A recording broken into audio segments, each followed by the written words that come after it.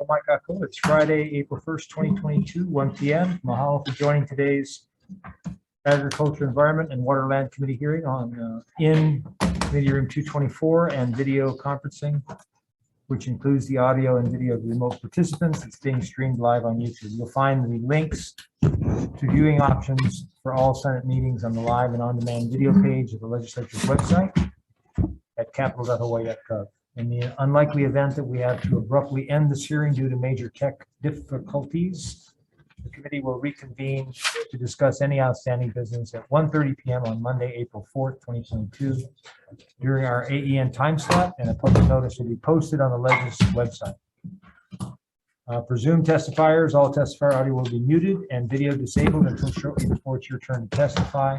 If there are any temporary technical glitches during your testimony, you may have to move on to the next person due to time constraints. Appreciate your understanding and remind you that the committee has your written testimony. And because of our 90-minute time limit for each of the AEN hearings, there'll be a two-minute time limit for all testifiers. And we'll have a virtual countdown timer on the Zoom screen, so please be aware of the time limit. I'll be announcing the testifiers who will be providing testimony via Zoom and in person. And for the complete list of testifiers, along with all of the written testimony, please go to the legislature's website. And you'll find a link to the status page for the measure. And we also apologize if the closed captioning does not accurately transcribe the names. Okay, for Agriculture Environment Committee, myself as chair, Senator Ishihara is here, Senator Bella is here. yeah. Okay, and Senator Inouye for Waterland. Yes, myself as chair for Waterland, we do have the presence of Senators Revere and Senator Favela. Okay, so we have first measure SCR 173, SR 166, urging the Department of Land and Natural Resources to construct and operate non-chemical mineral-based sunscreen dispensers at all state beaches. And first up, we have DLNR. Good afternoon, Chairpersons. Russell Tsuji for the department. We respectfully oppose this measure, primarily because we didn't feel that it was appropriate to use the commercial fisheries special fund for this purpose. And for the second reason, that the way the reso is written, it's all state beaches, and it's unclear whether they mean state beach parks versus all of the entire coastlines within the state of Hawaii, which is just a vast amount of everything below the shoreline would be within the state's jurisdiction. So I think that reso also would need some clarity if it was to move forward. Thank you. I'm available for any questions if you have any. Thank you. Thank you, Russ. Also for DLNR, we had Ian Hirakawa, Kevin Moore. Yeah, and they're also here as, to answer any questions later. In opposition, thank you. Ted Boland from the Hawaii Reef and Ocean Coalition. Thank you, chairs, vice chairs, members of the committees. Appreciate the opportunity to testify on behalf of Hawaii Reef and Ocean Coalition. As Senator Gabbard knows, and I appreciate his efforts on this, we have been working for several years to protect Hawaii's reefs from the negative effects of petrochemical sunscreens. This resolution and concurrent resolution and resolution provide an opportunity for users of sunscreens in Hawaii to use safer mineral sunscreens, safer for themselves and also safer for the reefs, which are so critical to the health of the environment in Hawaii. Sunscreens are chemical sunscreens. There's many studies indicating the harm that is done to the reefs and ocean wildlife from chemical sunscreens. This is an opportunity to have safer sunscreens available at state beaches. In light of the testimony from DLNR, the Hawaii Reef and Ocean Coalition would have no objection if there are amendments made to this resolution to address those concerns. But we would like to see a resolution pass that does protect as many places as possible, because we have reefs all around the islands and they all need protection. Thank you so much for the opportunity to testify on this bill. Thank you for your leadership on this issue, and I am available for questions if any. Thank you. Thank you, Ted. And that's all of our testifiers. Anyone else wanting to testify in person or on Zoom? Members, are there any questions? Okay, we had a total of,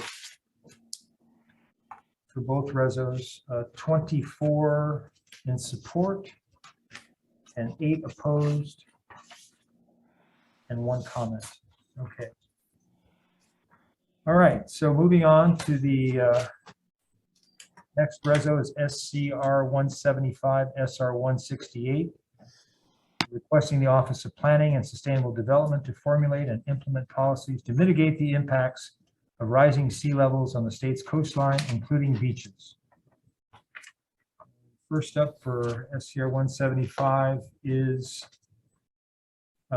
Justine Nihipali for the Office of Planning and Sustainable Development. Good afternoon, Chairs Gabbard and Inouye, Vice Chairs Nishihara and Keith Agron, and members of Senate Committees on Agriculture, Environment, and Water and Land. Justine Nihipali for the Office of Planning and Sustainable Development. And we appreciate the intent of SCR 175 and SR 168, and we offer comments. The resolutions seem to be addressed by some of the existing policies that we already have that are in place. And we just shared a number of existing projects and initiatives to guide the implementation of these policies going forward. Some of them have just been started, and then others relating to infrastructure adaptation have been started from Act 178 from 2021, and additional projects are awaiting potential federal funding as well. We are very interested and very supportive of the intention of this resolution, but we are just considering that there are existing efforts that perhaps the resolution is unnecessary. We do have some knowledge of existing comprehensive studies relating to the sea level rise and vulnerability report from 2017. Army Corps also has a shoreline management study that they regularly update.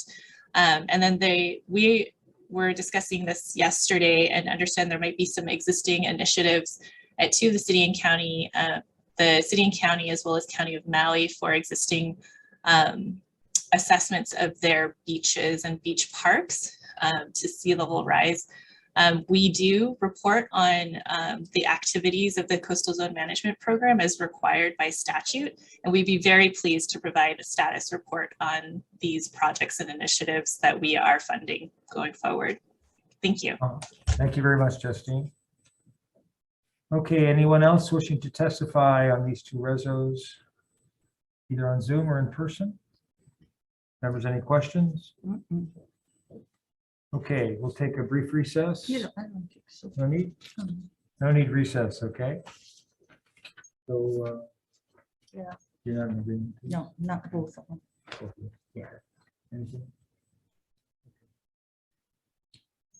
Okay, so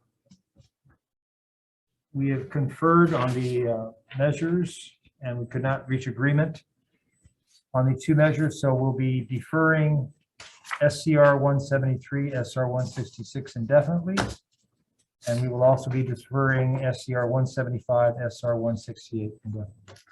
Okay, right. comment, Mr. Chair. Yes.